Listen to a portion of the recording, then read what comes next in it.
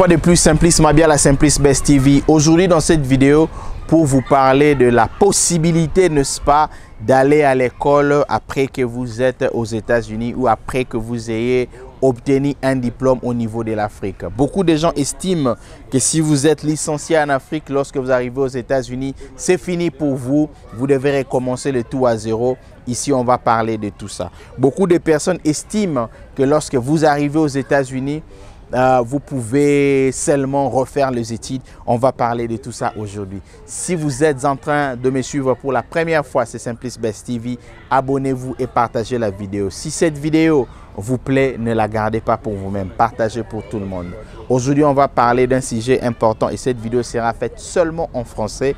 On va communiquer avec vous. Alors ici, je vais vous parler de la procédure lorsque vous arrivez aux États-Unis et que vous avez un diplôme que vous avez déjà obtenu en dehors des États-Unis. Je parle bien de diplôme supérieur. Il s'agit donc des diplômes de graduat, des diplômes de licence ou encore de master ou de DS comme on dit. Dans des pays respectifs francophones, on dit DS et consorts. Lorsque vous arrivez aux États-Unis, beaucoup se sont fait laisser entendre que lorsque vous êtes ici, vous êtes médecin, vous devez retourner à zéro, vous devez commencer par terre, tout doit recommencer à zéro. Moi ici, je vous dis, c'est complètement faux. Complètement faux. Bien sûr que l'anglais constitue le plus grand barrière pour votre continuité d'éducation, mais vous devez d'abord savoir la procédure. Une fois que vous êtes ici, il y a la possibilité de transférer tout ce que vous avez obtenu comme cours et diplôme aux États-Unis pour avoir l'équivalent de ces diplômes-là aux États-Unis d'Amérique. Il y a la procédure par cette grande entreprise qu'on appelle WEST, WEST qui signifie, WEST plutôt, qui signifie World Education Services, W-E-S, W comme World, E comme éducation, S comme service. C'est une institution accrédité aux États-Unis qui vous permet de transférer vos diplômes, vos crédits que vous avez obtenus dans vos pays respectifs aux États-Unis. Vous qui avez un diplôme de licence, vous qui avez un diplôme de doctorat, vous qui avez un diplôme de graduat, lorsque vous arrivez ici, vous pouvez contacter cette institution-là sur Google et avec ça, vous pouvez, n'est-ce pas, faire ces recherches-là et soumettre tous vos diplômes que vous aviez obtenus. Et cette institution-là va vous envoyer l'équivalent de ce que vous avez afin de vous positionner pour continuer les études ici. Voici comment ça se passe.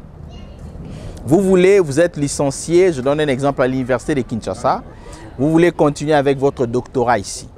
Mais vous savez que lorsque vous êtes venu ici, vous n'aviez pas assez d'anglais. Il y a une procédure qu'on appelle TOEFL. TOEFL, et ça, c'est T-O-E-F-L. TOEFL. C'est une procédure qui vous permet, n'est-ce pas, d'avoir un test de niveau d'anglais. Mais avant cela, il y a ce qu'on appelle le ESL. ESL, qui signifie English Second Language. Lorsque vous commencez là-bas, à peine vous êtes arrivé, je parle de toi qui est licencié, gradué, docteur, n'est-ce pas, au pays, vous êtes aux États-Unis. Vous devez d'abord commencer par le ESL. Le ESL, on vous donne l'opportunité de faire un examen, un test des niveaux pour vous qualifier. Le ESL commence à un niveau 1, niveau 2, niveau 3, niveau 4, niveau 5. Et lorsqu'on vous qualifie par exemple niveau 5, ça passe jusqu'au 12. On vous qualifie par exemple niveau 5, c'est-à-dire que vous avez un peu de notion d'anglais. Et on va commencer à vous enseigner par rapport à ces niveaux-là. Et lorsque vous passez ces niveaux-là, c'est là que vous allez passer le TOEFL, qui est un test qui vous confirme que vous pouvez bien parler, n'est-ce pas, et écrire, comprendre l'anglais. Et quand vous passez cet examen-là de TOEFL, enfin, vous pouvez maintenant être loaded, que vous comprenez l'anglais, vous pouvez parler l'anglais, vous pouvez écrire l'anglais.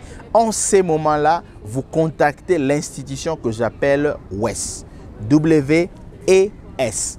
Vous allez là-bas, c'est en ligne sur Google, vous allez voir ça. Vous cliquez, ça va vous demander votre profil, vous mettez les informations, ça va vous demander là où vous avez étudié, vous allez mettre tout ce que vous avez obtenu comme diplôme. Cette institution-là va faire quoi?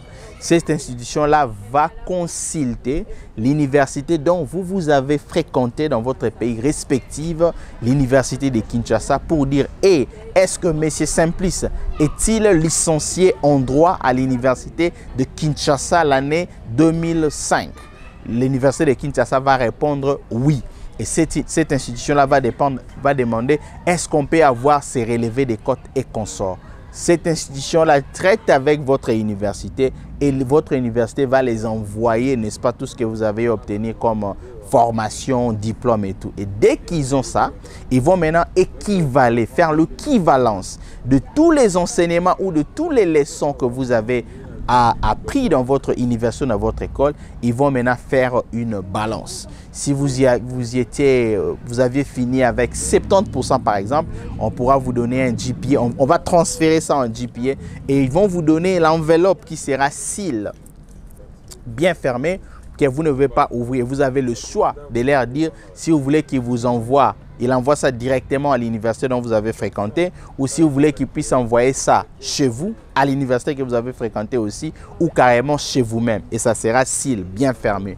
Et vous prenez ça, ça sera l'équivalent de votre niveau d'études de l'extérieur ici aux États-Unis.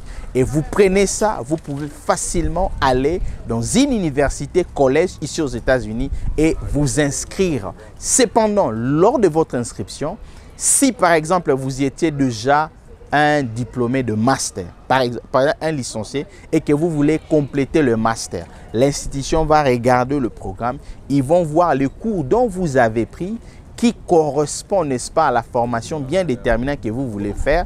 En ces moments-là, on va vous placer dans ces programmes-là et vous allez compléter quelques cours afin d'arriver au même, n'est-ce pas, au même niveau que les enfants ou encore les gens qui ont fréquenté l'université ici. Et vous allez continuer directement votre master et finir. Et quand vous finissez votre master, votre diplôme de master que vous avez obtenu ici est respecté aux États-Unis. On ne va pas vous compter licencié, on va vous compter master. C'est sur base de ces diplômes-là que vous réalisez beaucoup de choses. Beaucoup de gens sont ignorants de ça, mais moi j'ai la chance de vous le communiquer et de vous signaler. Ne perdez pas votre temps. Lorsque vous venez de l'Afrique, oh, je dois refaire, je ne peux pas. Non, vos diplômes de l'Afrique, si et seulement si vos diplômes sont vrais et sont bons, vous avez la facilité de le faire ici. Moi, je le fais. Beaucoup de personnes l'ont fait.